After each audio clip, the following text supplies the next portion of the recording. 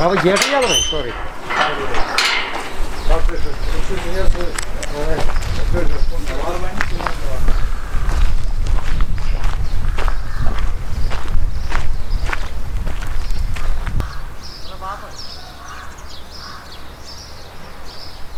मंजूर अहमद मीर है।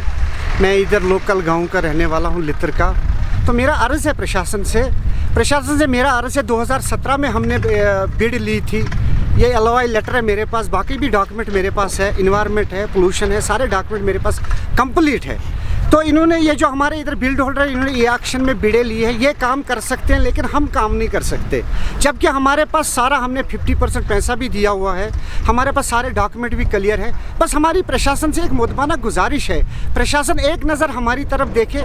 अगर इन्होंने पैसे दिए हैं, कम से कम ये लोग काम क्यों नहीं कर सकते। बस हमारा अर्ज़ है प्रशासन से कि हमारा काम खोला जाए ताकि हम अपना रोज़गार चला सके और बाकी लड़कों का रोज़गार चला सके, क्योंकि 2017 से हम बिल्कुल बेकार बैठे हैं। बिल्कुल इस पैसे का हम बैंक में इंटरेस्ट दे रहे हैं। कम से कम हमने गवर्नमेंट को 70-80 लाख रुपया 50% बिड अमाउंट दिया हुआ है।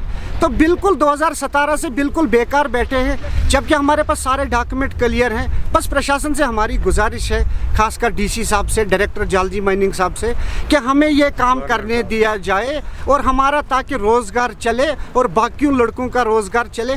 क्योंकि इस माइनिंग के काम पे बहुत से लड़के जिनका रोज़गार मिलता है, फैक्ट्री वालों का मिलता है और क्रशर वालों का मिलता है, लेकिन ये माइनिंग हमारी बंद पड़ी है, हम इस माइनिंग को कर नहीं सकते। बस हमारी प्रशासन से मुतबारा गुजारिश है कि इस काम को मेहरबानी करके खोला जाए। सबसे गवर्नमेंट को गुजारिश करना चाहता हूँ कि जो यहाँ पर ये क्रशर से हमारे बंद हुए हैं पिछले कई महीनों से, अब तो इस क्रशर बंद होने से हमारी जो हमारे यूनिट है यहाँ पर छोटे छोटे कारखानेदार है, उसमें हमारे हालो ब्लॉक ब्रिक्स है, उसमें हमें टाइल्स आते हैं, सुपन पाइप्स आते हैं, बहुत सारे ऐसे आइटम्स आते हैं जो सीमेंट बेस्ड आइटम्स है। वो तकरीबन हमारी इस लासीपुरा एस्टेट में 32 यूनिट्स है, वो बिल्कुल बेकार पड़े हुए हैं जब से ये क्रशर्स बंद हो गए हैं।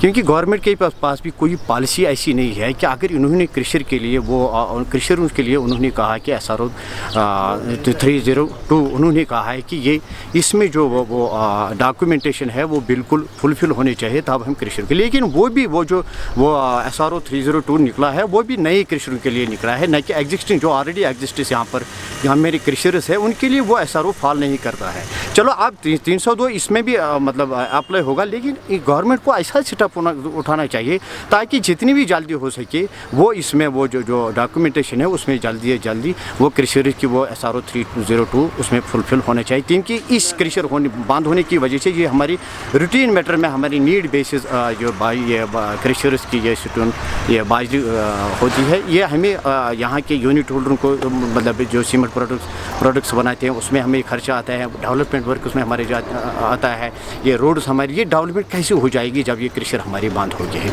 मेरी तरफ से डिस्ट्रिक्ट एडमिनिस्ट्रेशन को गुजारिश करता हूँ कि फ़ौरन से फ़ौरन इसमें वो अपना वो मुदाखलत करके इन क्रशरों की मतलब जो भी प्रॉब्लम है वो हल करें।